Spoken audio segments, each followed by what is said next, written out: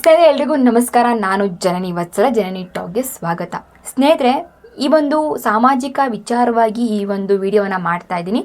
ಒಂದು ಹೆಣ್ಣು ಮಕ್ಕಳ ಪರವಾಗಿ ಹೋರಾಟವನ್ನು ಮಾಡಬೇಕು ಅನ್ನೋದ್ರ ನಿಟ್ಟಿನಲ್ಲಿ ನಾನು ಈ ವಿಡಿಯೋವನ್ನು ಮಾಡ್ತಾ ಇದ್ದೀನಿ. ಸ್ನೇಹಿತರೆ, ಸೌಜನ್ಯ ಪ್ರಕರಣ ನಿಮಗೆ ಎಲ್ಲರಿಗೂ ಗೊತ್ತಿರುವಂತಹ ಒಂದು ದೊಡ್ಡ ಮಟ್ಟದ ಪ್ರಕರಣ ಆಗಿದೆ.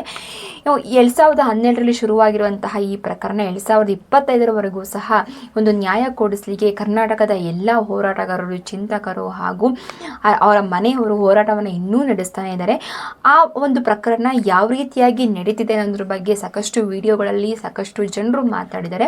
ಸೊ ಇವತ್ತಿನ ಒಂದು ವಿಚಾರ ಏನಂದರೆ, ಹೈಕೋರ್ಟು ಸೌಜನ್ಯ ಪ್ರಕರಣದ ವಿಚಾರವಾಗಿ ಶಾಂತಿಯುತವಾಗಿ ಹಾಗೂ ಸಭೆಗಳನ್ನು ಮಾಡ್ಬೋದು, ಪ್ರತಿಭಟನೆ ಮಾಡ್ಬೋದು ಅನ್ನೋದ್ರ ಬಗ್ಗೆ ಒಂದು ಮಹತ್ವವಾದಂತಹ ತೀರ್ಮಾನವನ್ನು ಕೊಟ್ಟಿದ್ದಾರೆ, ಒಂದು ಆದೇಶವನ್ನು ನೀಡಿದ್ದಾರೆ.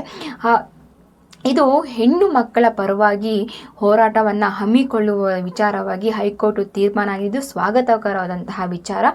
ನೋಡಿ, ನಮ್ಮ ದೇಶದಲ್ಲಿ ಒಂದು ಹೆಣ್ಣು ಮಕ್ಕಳ ಮೇಲೆ ಅತ್ಯಾಚಾರ ಆದಾಗ ಅದರ ಬಗ್ಗೆ ಹೋರಾಟವನ್ನು ಸಹ ಮಾಡಲಿಕ್ಕೆ ಸಾಧ್ಯವಾಗದಷ್ಟು ಸ್ಟೇನ ತೆಗೆದುಕೊಳ್ಳುವಂತಹ ವ್ಯಕ್ತಿಗಳು ಇದ್ದಾರೆ ಅನ್ನೋದ್ರ ಬಗ್ಗೆ ಯೋಚನೆ ಮಾಡಿ ಎಷ್ಟರ ಮಟ್ಟಿಗೆ ಹೆಣ್ಣು ಮಕ್ಕಳ ಮೇಲೆ ಆಗ್ತಿರುವಂತಹ ದೌರ್ಜನ್ಯದ ಬಗ್ಗೆ ಮಾತನಾಡಲಿಕ್ಕೆ ಸಾಧ್ಯ ಆಗಿದೆ. ಇಂತಹ ಒಂದು ಸಮಾಜದಲ್ಲಿ ನೋಡಿ, ನಮ್ಮ ಸಂವಿಧಾನದಲ್ಲಿ ಸಾಮಾಜಿಕವಾಗಿ ಮತ್ತು ಹೆಣ್ಣು ಮಕ್ಕಳಿಗೆ ಅವರಿಗೆ ಆದಂತಹ ಹಕ್ಕುಗಳು ಹಾಗೂ ಕಾನೂನುಗಳು ರೂಪುಗೊಂಡಿವೆ. ಯಾಕೆ? ಹೆಣ್ಣು ಮಕ್ಕಳ ಉಳಿವಿಗಾಗಿ, ಅವರ ಮೇಲೆ ದೌರ್ಜನ್ಯಗಳನ್ನು ತಡೆಯೋಕ್ಕೋಸ್ಕರ. ಈ ಒಂದು ಸ್ವಾಗತ ಹಾಗೂ ಅವರ ಮೇಲೆ ದೌರ್ಜನ್ಯವನ್ನು ಎಸಗಿದ ಅವರ ಮೇಲೆ ಪ್ರತಿಭಟನೆಯೂ ಸಹ ಮಾಡಬಾರ್ದು ಅನ್ನೋದಷ್ಟು ಸ್ಟೇನ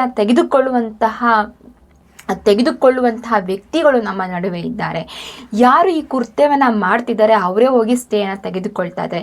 ಸೊ ಸ್ನೇಹಿತರೆ, ನಾನು ಏನು ಹೇಳಲಿಕ್ಕೆ ಇಷ್ಟಪಡ್ತಿದ್ದೀನಿ ಅಂದರೆ, ನಾವು ಹೆಣ್ಣು ಮಕ್ಕಳ ಬಗ್ಗೆ ಹೋರಾಟವಾಗುವುದು, ಕರ್ನಾಟಕದಲ್ಲಿ ಹೆಣ್ಣು ಮಕ್ಕಳ ಮೇಲೆ ಅತ್ಯಾಚಾರ ಪ್ರಕರಣಗಳು, ದೌರ್ಜನ್ಯಗಳು, ಕೊಲೆಗಳು, ಅವ್ರ ಮೇಲಾಗ್ತಿರುವಂತಹ ಹಲ್ಲೆಗಳ ಬಗ್ಗೆ ನಾವು ಹೋರಾಟ ಮಾಡೋಂಗಿಲ್ಲ, ನಾವು ಪ್ರತಿಭಟನೆ ಮಾಡೋಂಗಿಲ್ಲ, ಧ್ವನಿ ಆಗಲಿಲ್ಲ ಅಂದರೆ ನಮ್ಮ ಸಂವಿಧಾನ ನಮಗೆ ಕೊಟ್ಟಿರುವಂತಹ ಹಕ್ಕುಗಳು ಉಲ್ಲಂಘನೆ ಆಗ್ತಾ ಇದೆ ಇಲ್ಲಿ. ಸೊ ಇದ್ರ ಬಗ್ಗೆ ನಾವು ಎಲ್ಲ ಸಾಮಾಜಿಕ ವಿಚಾರಗಳಲ್ಲಿ ಹೆಣ್ಣು ಮಕ್ಕಳು ಮಾತಾಡಬೇಕಾಗಿದೆ.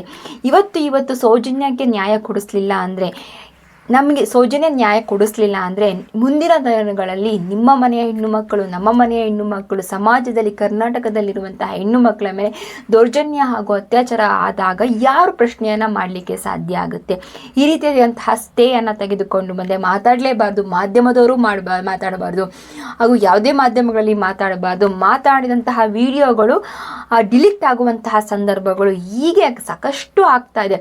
ನೋಡಿ, ನಾವು ಅನ್ಯಾಯದ ಬಗ್ಗೆ, ದೌರ್ಜನ್ಯಗಳ ಬಗ್ಗೆ ಮಾತನಾಡುವಂತಹ ಜಾಗ ಇರುವಂತಹ ಸೋಷಿಯಲ್ ಮೀಡಿಯಾವನ್ನು ಸಹ ಅತಿಯಾಗಿ ದುರ್ಬಳಕೆ ಆಗ್ತಾ ಇದೆ. ನಾವು ಮಾತನಾಡುವಂತಹ ವಿಚಾರಗಳೇ ಸೋಷಿಯಲ್ ಮೀಡಿಯಾದಲ್ಲಿ ಡಿಲೀಟ್ ಮಾಡುವಂತಹ ಒಂದು ಟೆಕ್ನಿಕ್ ಅವರು ಇಟ್ಕೊಂಡು ದುಷ್ಟರು ಆ ರೀತಿಯ ಕೆಲಸಗಳನ್ನು ಮಾಡ್ತಾ ಇದ್ದಾರೆ. ಸ್ನೇಹಿತರೆ ನೋಡಿ, ಮುಂದಿನ ದಿನಗಳಲ್ಲಿ ನಾವು ಯಾವ ರೀತಿಯಾಗಿ ಹೋರಾಟಗಳನ್ನು ಹಮ್ಮಿಕೊಳ್ಬೇಕು ಹಾಗೂ ಸೌಜನ್ಯಕ್ಕೆ ನ್ಯಾಯವನ್ನು ಕೊಡಿಸ್ಬೇಕು ಅನ್ನೋದ್ರ ಬಗ್ಗೆ ನಾವು ಇನ್ನು ಮುಂದೆ ಹೋರಾಟಗಳನ್ನು ಮಾಡೋಣ. ಸೌಜನ್ಯಕ್ಕೆ ನ್ಯಾಯವನ್ನು ಕೊಡಿಸೋಣ. ಆ ಒಂದು ಹೆಣ್ಣು ಮಗುವಿಗೆ ನ್ಯಾಯ ಕೊಟ್ಟರೆ ಮುಂದಿನ ದಿನಗಳಲ್ಲಿ ಕರ್ನಾಟಕದಲ್ಲಿ ಅತ್ಯಾಚಾರ ಪ್ರಕರಣಗಳು ಖಂಡಿತವಾಗಿಯೂ ನಿಲ್ಲುತ್ತೆ ಅನ್ನೋದು ನಮ್ಮ ಭರವಸೆ ಇದೆ.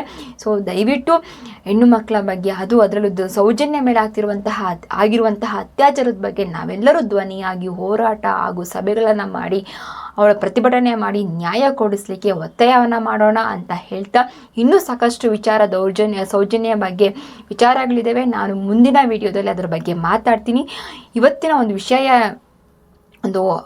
ಹೈಕೋರ್ಟ್ ಆದೇಶ ನೀಡುವಂತಹ ವಿಚಾರ ಸ್ವಾಗತೀಯವಾಗಿದೆ ಹಾಗೂ ಸೌಜನ್ಯ ಬಗ್ಗೆ ನಾವೆಲ್ಲರೂ ಸಹ ಹೋರಾಟಗಳನ್ನು ಮಾಡೋಣ ಅಂತ ಹೇಳ್ತಾ